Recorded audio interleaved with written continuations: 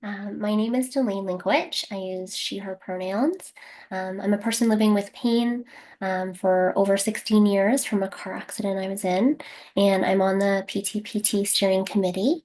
Um, and I'm also a PhD student and a sister and a daughter to family members who live with chronic pain. And I know we're gathered all across Canada today.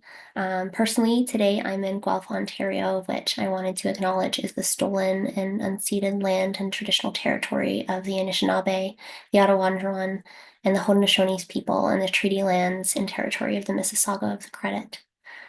And today I'm very excited to be moderating this session on interventions for self-management with the Power Over Pain adult and youth portal, because we really listened to feedback from people who have participated in the past, and they said they wanted to learn more about self-management, and that is what the Power Over Pain portal is all about.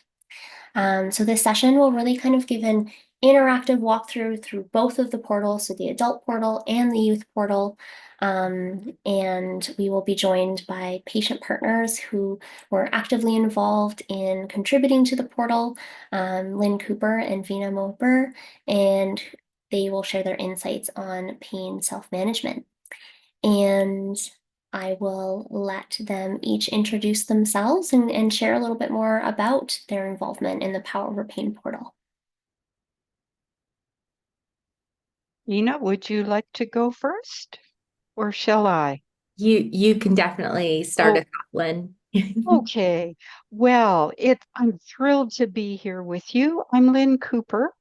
My pronouns are she and her, and I live on the traditional territory of the Haudenosaunee and Anishinaabe nations in Kitchener, Ontario.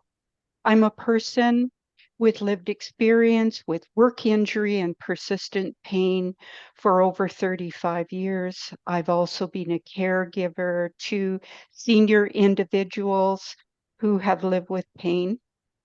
You might be interested to know my personal motto is see the need, rise to the challenge, and take action to help. And so this motto shapes and drives my volunteer and paid work in the injured worker and chronic pain spaces. For more than 25 years, I've been a national advocate toward improving pain in Canada. My two priorities have been this. Number one, ensuring that people with lived experience are equal partners on pain research teams in health policy discussions and in the development of pain education resources. And two, creating opportunities for people to learn self-management skills and become more active in their pain care. And so the Power Over Pain portal really addresses those two priorities that I have in my work. So my role on the portal has been embedded within the development team since 2021, and I co-lead the Lived Experience Advisory Committee. I do outreach for the portal, and I've been involved in evaluating the portal. And the reason that I believe so keenly in the portal is that it can be a lifeline for people who are struggling to understand what chronic pain is and how they can manage their pain more effectively and where they can find safe information. The portal provides access to evidence-informed and free resources. We're constantly updating the resources, and it has a feature where you can actually track your progress in managing your pain, which I wish I'd had so long ago. The portal can really help people to take back control of their life, and it can help to reduce their suffering. They can improve the way that they manage their pain. I've also noticed that the portal has created an incredible opportunity for the portal team in concert with many organizations across Canada to co-create the portal together. Over to you, Vina. Thanks, Lynn. Hi, everybody. My name is Vina Mohabir. I use she and her pronouns. I come from a wide, I guess, layers of background. So, one of the first things about me that I always share is I have lived experience of pediatric chronic pain after an accident I had when I was a teenager. I also have a lived experience with other kinds of pain, such as post-surgical pain, cancer-related pain, and things like that. So definitely, I think between me and Lynn, we have definitely encompassed a lot of that pain experience that I think we share. I am really passionate about advocating for the needs of individuals who are typically marginalized by our society or not heard. So these include people who identify as disabled or a person with a disability, individuals who come from low income or homes where they experience poverty, intergenerational home, racialized youth as well. So I'm really passionate about making sure those voices are heard. I was engaged as a patient partner in research when I was a teenager by Jen, who's actually right here on this call. It was really what gave me my power back after feeling like I lost so many things about myself. And it was really the way I found myself putting myself back together, as in the theme of this conference today. So I was actually involved as a patient partner on this project even in the formation idea, like just when we were sitting around thinking about what, we wanted to apply to, Jen approached me about this idea, and I've been involved and my voice has been heard all the way through as an equal member of the research team, which has been a really special experience for me because it's not often that you are seen as a valid collaborator with skills outside and beyond, your pain experience, being seen as a whole person. So from there, it was really exciting because I actually got to participate in the research side of things, as well as lead the youth advisory that we had. So we had a collection of youth who were absolutely amazing across Canada with different layers of diversity and different layers of disability as well, different incomes, different geographic diversity. A lot of different domains of that diversity because we know how important it is to include folks from all areas of life in this kind of work because we know pain doesn't discriminate. And in fact, it disproportionately impacts marginalized populations like where I come from.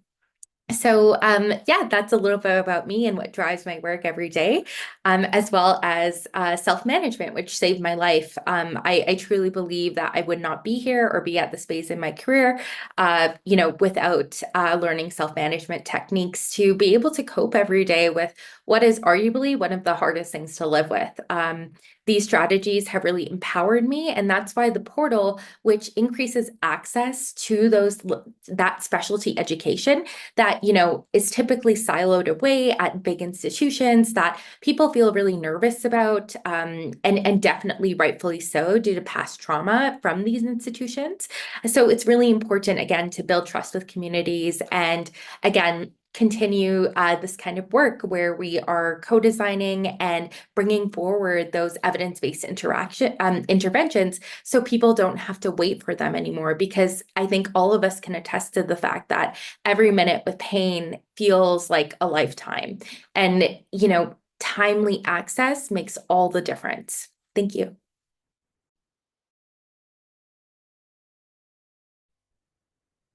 I'll go next. Thank you, Vina and Lynn. That was really great and inspiring as well. I think it's a hard act to follow.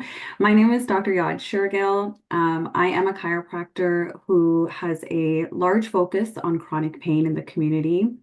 I have immediate family members that have chronic pain and have had chronic pain for a number of years.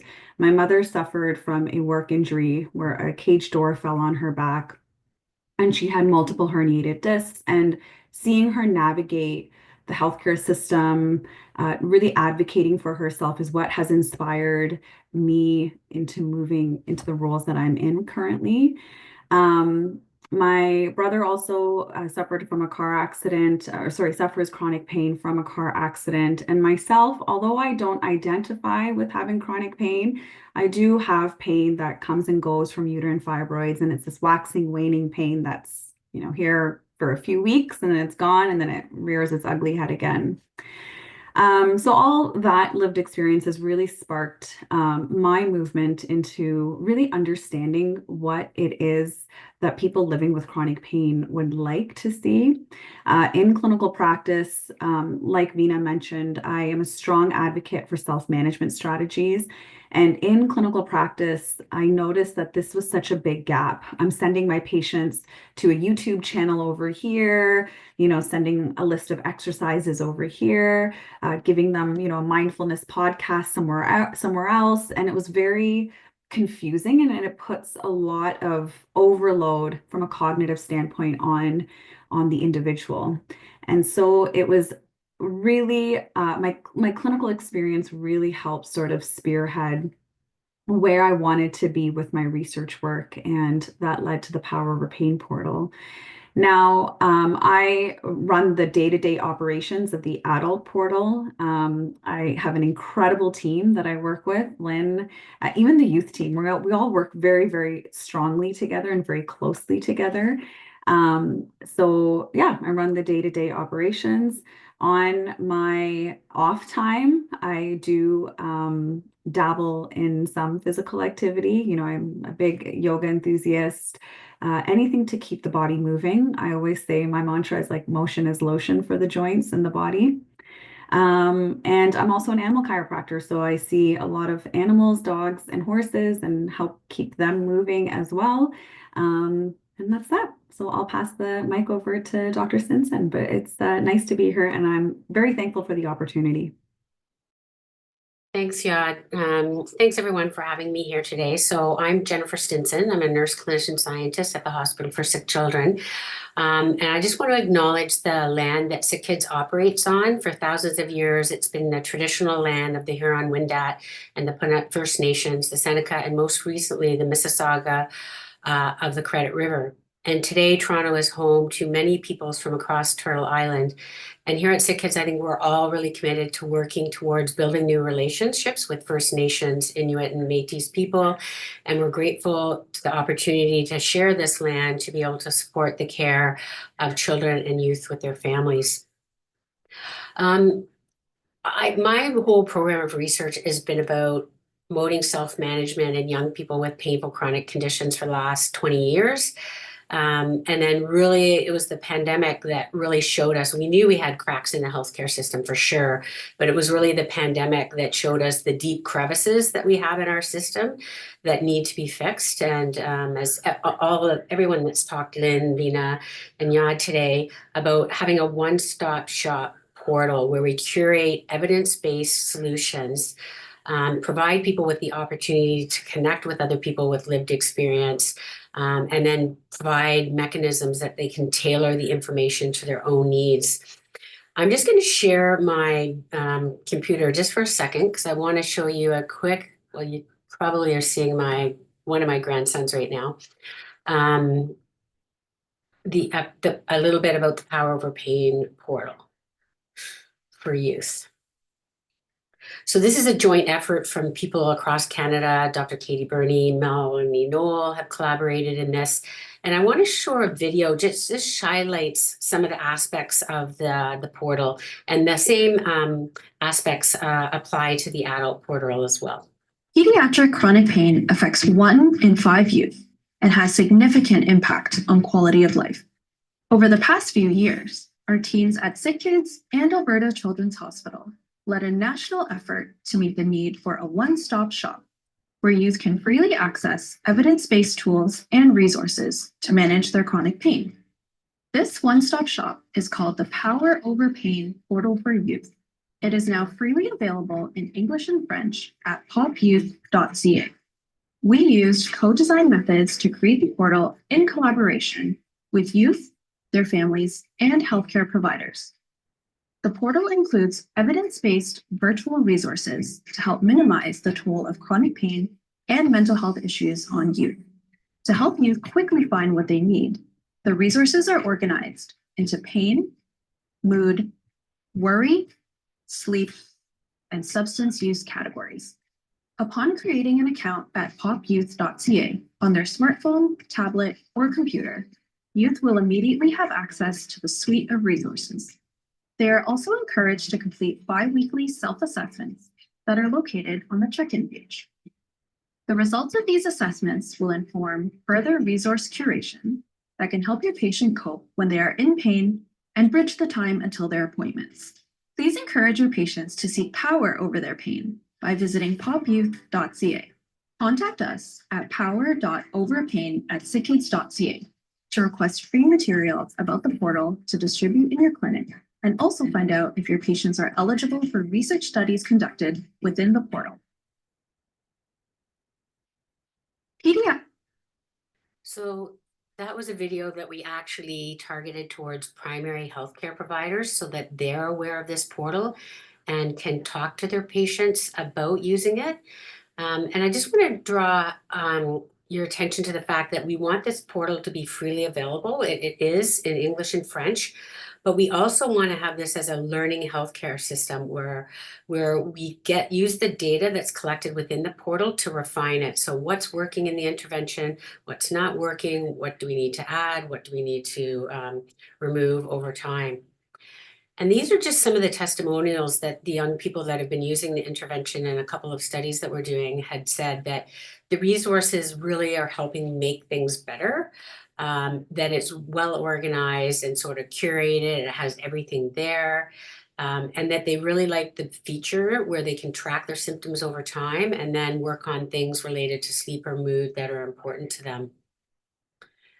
The other thing that I want to talk about just briefly, I know this is not a research talk, but I think really exciting is I have a postdoc fellow, and one of the things that we realized is that this intervention is developed for young people, but young people live with their families and their parents, and parents often feel anxiety and stress related to how they can help their young person cope. So Dr. Pope is building a portal for parents, so caregivers, so not only how to help them care for their child that's living with chronic pain, but almost more importantly, how to care for themselves as a care provider. So I think this is a really important addition that we are hoping to have launched within the next year or two.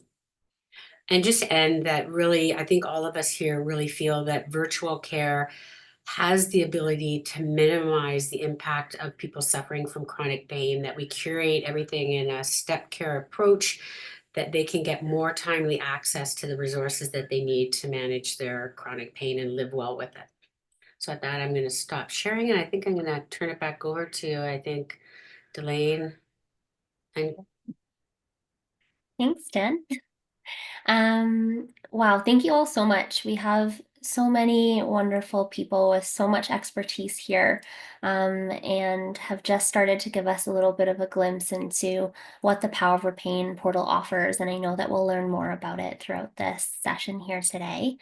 As you know, we've been talking about, the Power of Pain portal has really integrated people with lived experience throughout the creation process and ongoing process of evaluating the portal. And so we thought it'd be really helpful just to speak with the people with lived experience we have today to learn from them and hear what they have to say. So Lynn, I'm curious, what was your experience as a person with lived experience engaging in the co-design, the implementation, and the evaluation of the Power for Pain portal? I could sum it up in one word, but I'll have more after this one word: stellar. I could also say it's a model of inclusion and integration. I've been involved in the pain space for a long time, as I told you earlier, and I've really advocated over the years for inclusion of people with our lived experience into everything that impacts our pain care and changes to our pain care. So what I was completely integrated in 2021 into the Power Over Pain adult portal team. You know, I know that my opinions and my perspectives, my skills that I bring as a community organizer, and my strength um, in being able to kind of tell it like it is and get to the point, um, are really valued, and they're incorporated in the work with the portal. I'm on a number of the different committees for the portal and on the central lab team. I feel like I'm respected by Yod as the project manager, by Patricia Poulenc as the principal investigator, and all of the other people that I work with. I've been involved right from the very beginning in co-design, through evaluation toward the next iteration that we're going to be launching really soon. This will be the third look of the portal. And it's all based, Elaine, on input that's being provided by people with lived experience. And one of the main ways that we've done this, right from almost the beginning of portal development, was to create a lived experience advisory committee that I co-chair with Dr. Natalie Zernedin. And it is made up of individuals with many different backgrounds. We're continuing to improve our equity and diversity on the panel. And Yad, if you would like to bring up the slide, or whenever you would like to do that, to show our lived experience advisory committee, that would be wonderful.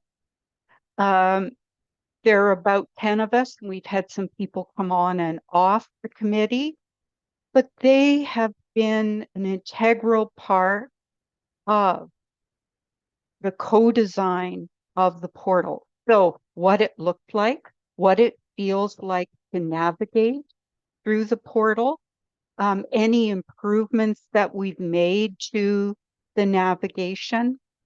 We bring before them every month when we meet at our LIAC meeting.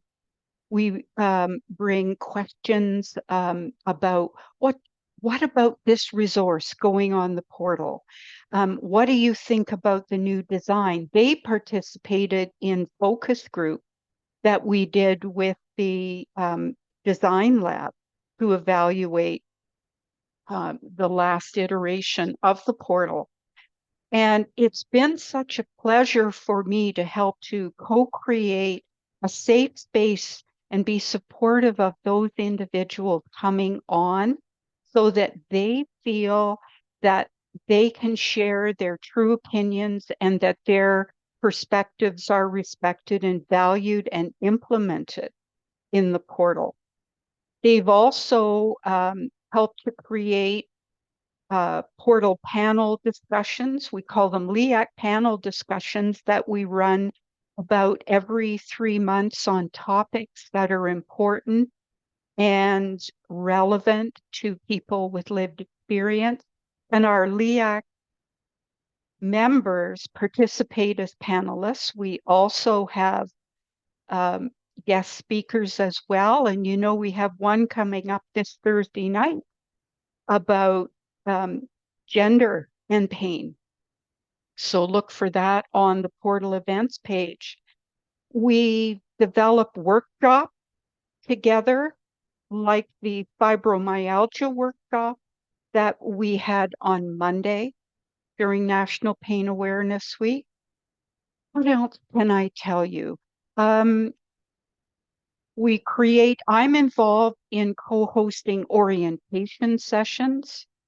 I have done guest lectures or guest presentations, giving a tour of the portal to organizations across Canada. And that is well received because I'm a person with lived experience talking about a resource for people with lived experience. And it seems to bring credibility about that. And, you know, I'm also a co-author on research papers that we've done. I serve as co-applicant on research applications that we put in for portal work and support for the portal.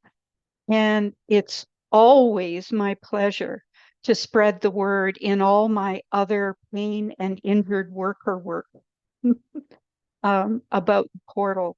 So I feel that the way that my participation and that of the lived experience panel members has been incorporated is in a way quite groundbreaking. It's forward thinking, it's refreshing. We do feel supported. And if you want to know more about how this works, please reach out to us, because we have co-created such a valuable resource.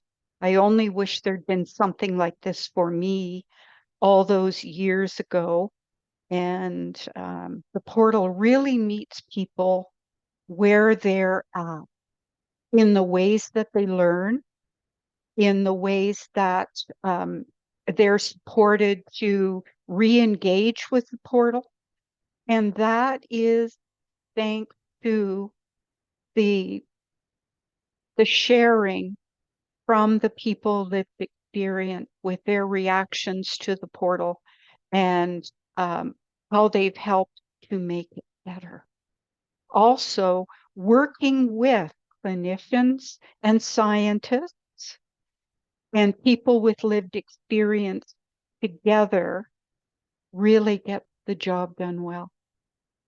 Yeah, it's really a collaboration, and just you can see that so clearly through what you just shared. And I think that's one of the things that's really beautiful about the Power for Pain portal. You know, oftentimes there's things that come from a top down, and they're, you know, this is what we think people with lived experience need. And what the Power of Pain portal has done is really gone from like a bottom up approach, and really listen to people with lived experience. So thank you so If much. you hear passion in my voice, it's positive passion, and it's a firm belief in this incredible resource. Lovely. Thank you so much, Lynn. And now what we're going to do is we're going to hear next from Vina, and then we'll be going through a walkthrough of both the adult portal and the youth portal. Thanks to Lynn. You know, Lynn is, I love working with Lynn, just like anecdotally. I think Lynn summed up so much of the experience that we've had. And I can see in the chat that there's definitely, the individuals definitely want to get to seeing the portal in action, which I love, and I love the excitement in the chat about that. So we'll definitely be getting to that as well. Dr. Shergill will be giving us an amazing tour of the adult portal and a live demonstration of using it.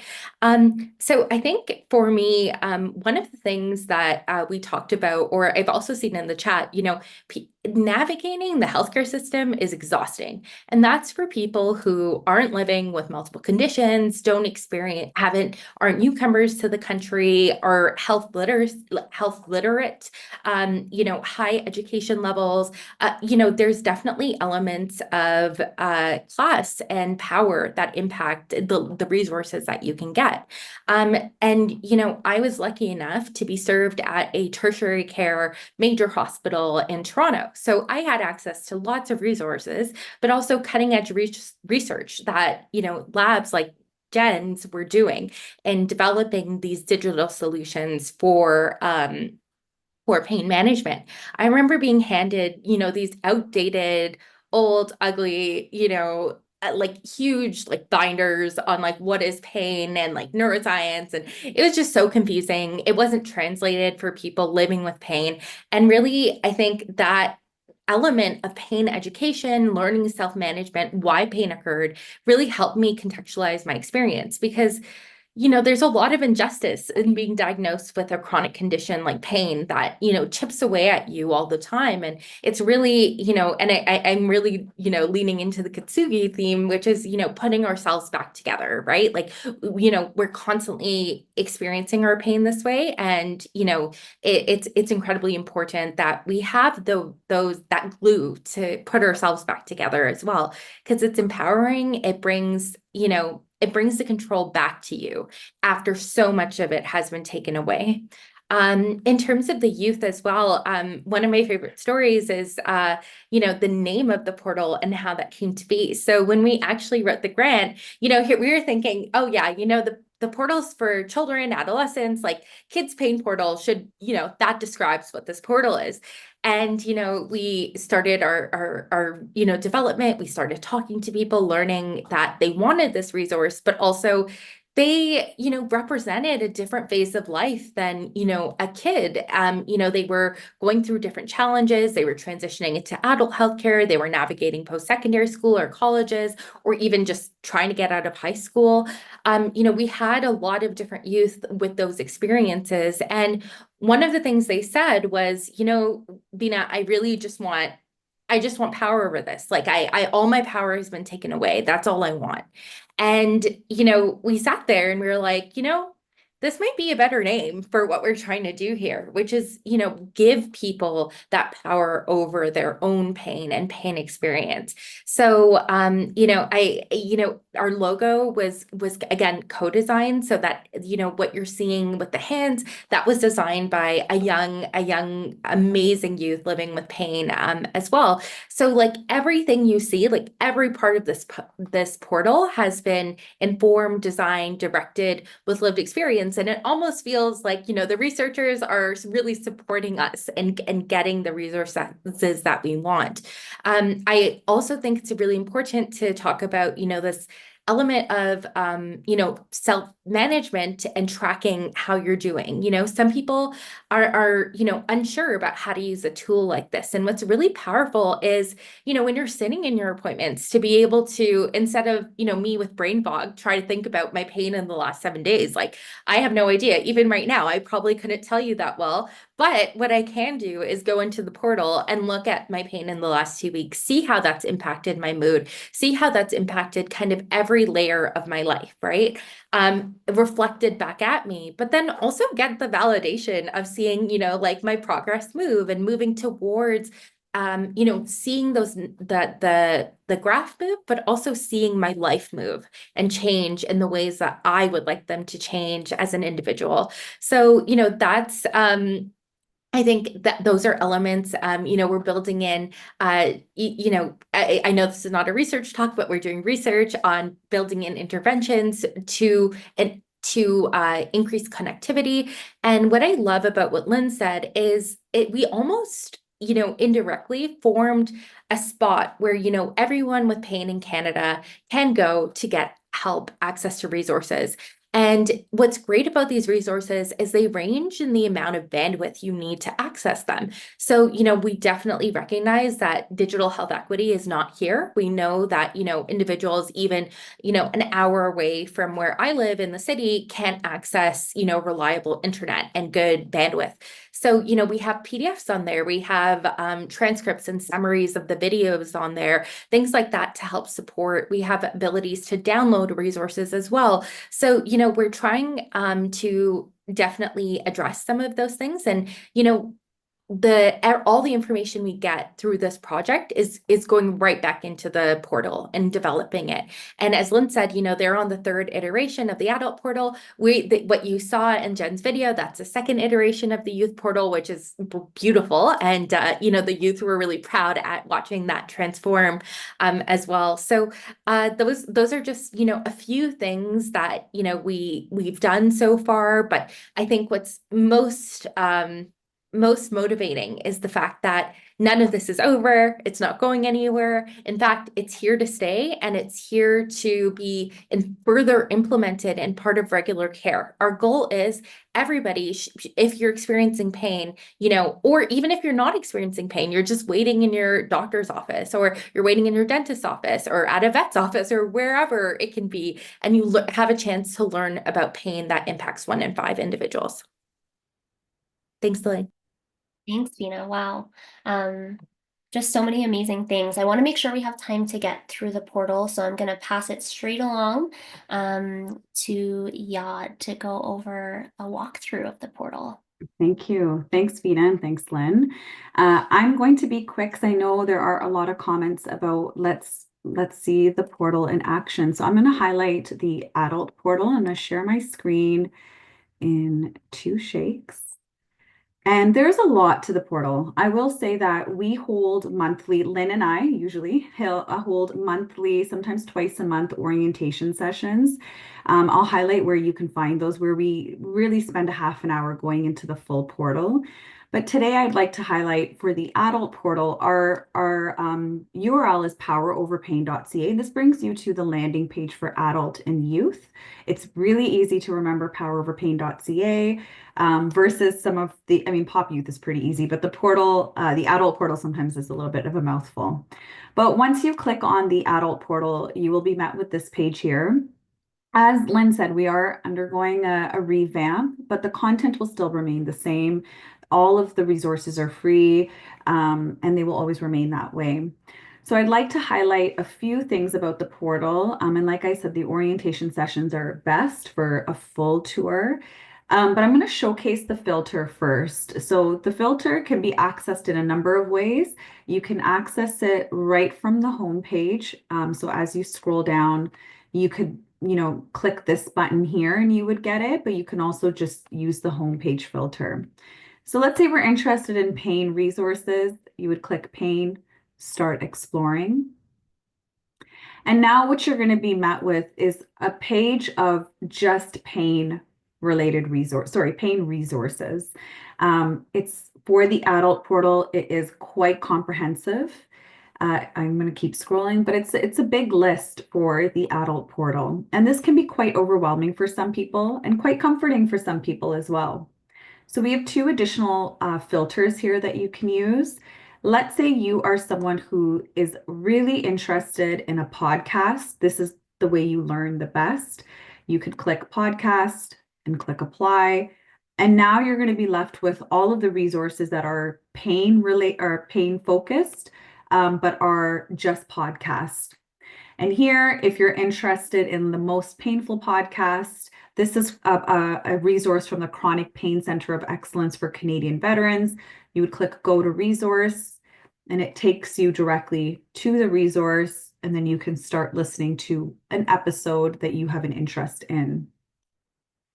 So going back to this page here, I just want to showcase, the portal, both the youth and adult portal, we acknowledge that people learn in a variety of different ways. Some people are visual learners, some are audio learners, some like to have a course and they're working their way through it.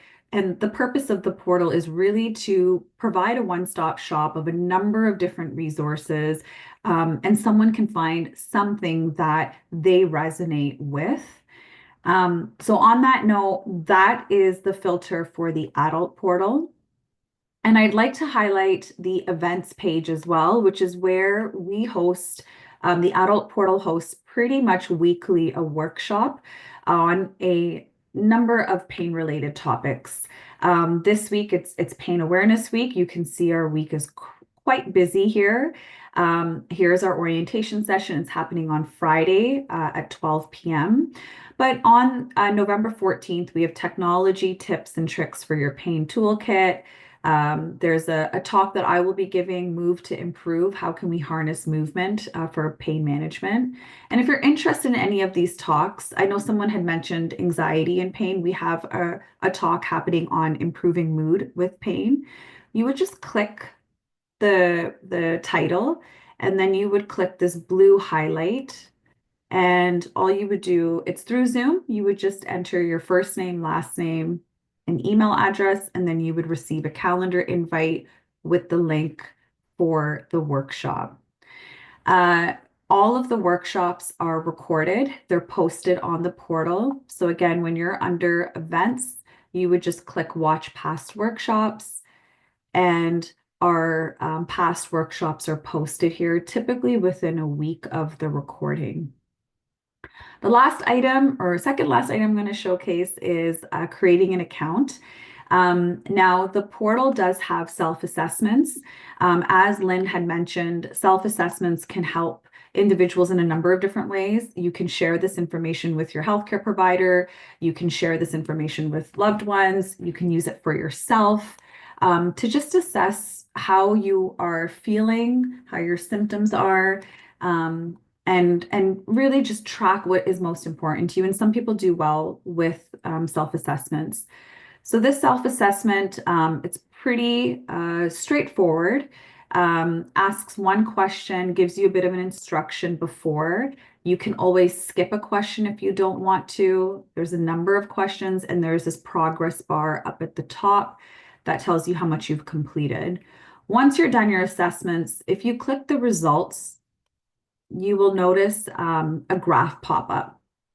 And this graph, the youth team will showcase theirs, is just the different factors that we're looking at. So we're looking at how intense is your pain, how much does your pain interfere with your day-to-day activities, what is your mood like, sleep disturbance, and what is your confidence in managing your pain. And if any of these don't resonate with you, you can just click them off and you'll notice the yellow line disappeared. I'm going to do the red because it's more apparent. But let's say mood is not an issue, just click mood off and the line goes away. So it's a little more easier on the eyes for some people. Now, the last item I wanted to showcase was back to the resources are some of our self-directed pain courses. Now, for the pain courses, you do need to have an account. To create an account, you need to just enter your email and a password, and then you need to go back to that email and activate the link. These are just Canadian laws and that the portals abide by. Now, the course that I wanted to highlight before I pass the mic on, you would click pain again. And going back to this filter, which will pop up. Oh, it's lagging. Okay. Where are we? Okay, there is, I don't know why are we lagging? There we go. So if you just wanted to click self-directed courses here, click apply. And there are 4 courses. One is Live Plan B Plus, which is held by Pain BC. We have Impact Program, Empowered Management, and the Pain course. And all you would do is click go to resource, whichever course you're interested in, and take me to the course. And this would then open up the pain course, and you would just do start course here. And then the nice part about the way the course builder is when you exit this, let's say you exit for today and you come back tomorrow, it'll pick up where you left off. So it remembers where you were. I'm going to take a quick look at okay, good. I just wasn't sure if there was a couple of questions in the chat, but it's very nice comments and I appreciate all of them. So that's the adult portal. It's a very short overview. I really wanted to highlight, and again, I'm just going to quickly do a summary. I wanted to highlight the resource filter, which you can just scroll from the home page. You would click and start exploring. And then you can choose to narrow this list down even more by using a filter. And then there are the events. So these are all the workshops that you can sign up for and watch past recordings. And then the last item is your check-in, which is your self-assessment. But to do the self-assessment, you would need an account. And like I said, account creation, I'm going to just quickly show it before I end, is really simple. You would do create an account, first name, email, sorry, not even first name, your email address and a password, or you could use a third-party connection as well. Thank you so much for everyone's attention. I'm going to pass the mic on to Jen to showcase the youth portal. I'm having some internet issues, so I think Oh, okay. Vina was just going to go through some of the minor differences. Awesome. Thank you. Yeah. Absolutely. Thanks, Yad, for passing it over. So I think what's really important as well is just like differentiating, why do we have a youth portal? Why do we have an adult portal? And that's really because, youth are going through a very critical time in their lives where, a lot of them are, going into a new school system, new healthcare systems, and a lot of them want information delivered to them in a different way that feels more friendly, that feels more like what you would have in a conversation with your friends. So we work together with these youth to ensure that, the portal represented and felt like it was designed for and by youth. So I'm just quickly going to share my screen and not going to go into too much detail, but this is the youth portal. As I said, this is our second version. It looks a little bit different. You land on the portal, you get a little bit of information about the portal and why you should enroll. And just like the adult portal, you can still access resources without necessarily making an account. And that's because not everyone is comfortable sharing their email and information. So that's the youth portal. There's also, as I mentioned, it again organized a little bit differently. We have filtering by, the type of resources. Youth are really interested in resources that they could, figure out how much time is this actually going to take. So, if youth only had the capacity for something less than 15 minutes, they're able to sort by those features. And just like the adult portal, we have different buckets of content. So we have pain, we have mood, worry, sleep, and substance use. So again, just like the youth, just like the adults, again, very similar, but a different feel that reflects the unique needs of youth. Our check-in feature is also a little bit different, because again, not everyone has the capacity and the concentration and the ability to go through a longer self-assessment. So, it's also a lot easier to navigate, a little bit more usable. And we took special consideration to ensure that on mobile phones, the display was still good. And able to engage and usable and acceptable to all the youth. And this is just what the trends page would look like. So, you, again, similar to the adult portal, would get, look at the date for your assessment. You can track your pain over, again, all those checks. So, we have here someone using the portal from November 7th to February 1st. They can, click and filter and look at specific levels. And again, all of these things were co-designed. The messaging was co-designed by youth for youth. So these are just some, small, I want to make space and time for questions, but those are just some small different ways that the youth portal is different from the adult portal and why we need a unique youth portal for, again, adolescents and children living in Canada. Jen, is there anything else you'd like to add? No, I think you covered it, Vina. Thanks. Amazing. Well, thank you so much for giving both to Lynn and Vina your insights on being people with lived experience who have contributed to the portal. And then thank you for going through a walkthrough. I think lots of people found that really helpful. Given time, and just because our speakers have been doing a lovely job of replying to people in the Q&A, and I just want to make sure that everybody, like all of the attendees, get the wonderful information they were sharing. So I'm just going to quickly summarize and synthesize some of the things that have been shared, and then we'll answer some of the questions that maybe you're meaning. So just letting everybody know that this is accessible to everybody. You don't need to be in a specific clinic or a patient of a clinic, so you can access it by going on the websites that's been shared. The other thing that was one of the other things that was asked was, can you watch the workshops afterwards? And the answer to that is yes, you can. And then there was some just wonderful feedback, honestly, going on through the chat. So, and I think I'll let Jen and Yod speak to this, but I think kind of the idea that I'm getting is you're so open to feedback and willing to collaborate. So if anybody wants to reach out to them, I'm sure they'd be happy to hear from you. And then the other things that I'm seeing in the Q&A are things like there are lots of wonderful resources for pain, but also all of the things that affect pain, right? Because I think it was Vina who said pain isn't just a singular experience, right? It's so multifaceted. There's, different mood and anxiety and sleep, and pain affects every aspect of our lives. So there's different resources for all of those things across the portal.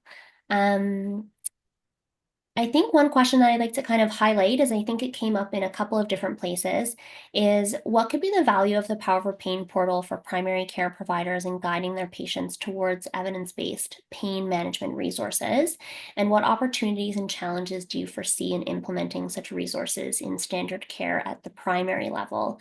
And then another person's question was more or less just how can we make doctors and primary care providers more aware of this. So I'm not too sure who wants to speak to that, but I'll leave it open to the panel. Jen, you want to? Yeah, I can start and then I can go. I think this is such a great question, right? So I think it's very easy for us to get it integrated into tertiary care, like so big urban hospitals where we can influence people and provide them with the information. But in primary care, providers, whether it's physicians or nurse practitioners or OTs or PTs, are so busy, right? So it's our job to sort of convince them that this is evidence-based and it's a one-stop shop that'll actually save them time, and that they can refer patients to that and then talk to them about the features like the check-ins, right? And that they could share that with their provider about what's working and what's not working. So I think it needs to be both ways. I think it needs to be us marketing it to primary care, but I think you as people with lived experience, I think the most powerful thing for me as a clinician, if a patient comes up to me and says, I use this because it helps me with XYZ, it helps me with tracking, then I'm more likely to check it out and then refer patients to it as well, right? So I think the thing is raising awareness with them in primary care, that this is like a one-stop shop. It's evidence-based. It was co-designed with people with lived experience. So I think the biggest barrier is just raising awareness for busy clinicians, but in the end, it will actually save them time, right? Because I don't know, Yad or Lynn probably has some comments as well. I always have a Lynn story. And that's a good thing.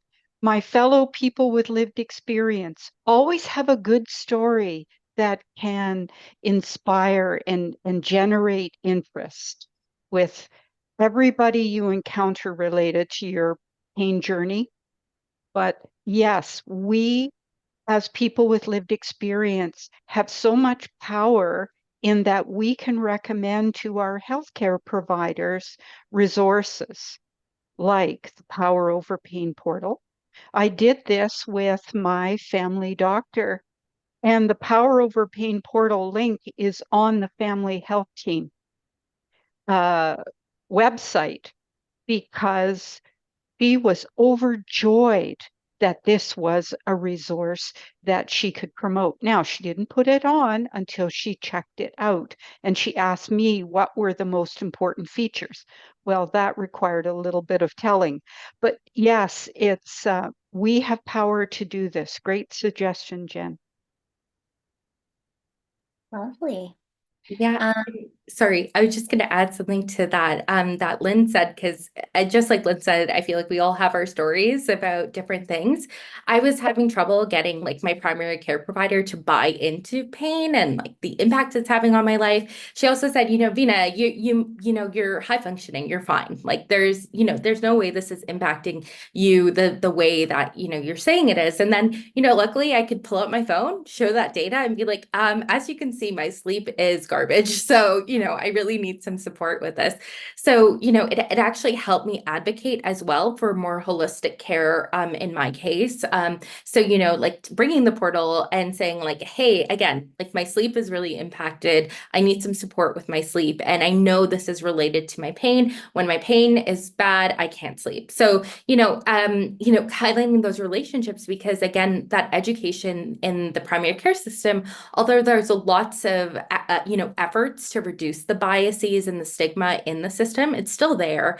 And it can be really hard to communicate the language of pain, especially when so much of it is invisible And there are invisible disabilities, and it disables you again in those different ways. So yeah, I that's how I've used it to support my care. And we've heard other stories of youth using it very similarly. And again, like as a provider, it takes time to compile those lists Yad was talking about, of all the different resources out there. And what we have is literally one link that is evidence-based that you can trust the information from, because we know online there's tons of misinformation, the amount of odd things I've heard about pain.